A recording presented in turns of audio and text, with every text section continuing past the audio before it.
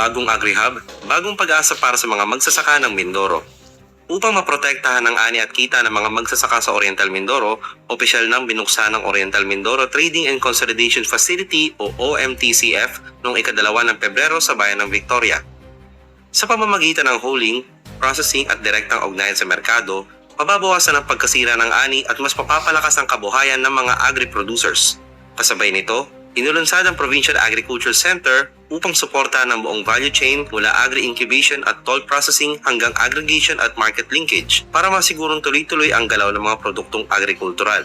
Upang masuportahan ang operasyon ng OMTCF, pinasinayaan din ng DA ang Provincial Demo Farm na may modernong agri-processing centers, food trip mobile processing truck na nagko-convert ng sobrang ani sa shelf-stable na produkto at solar-powered greenhouse na may hydroponics para sa tuloy-tuloy na produksyon ng high-value crops.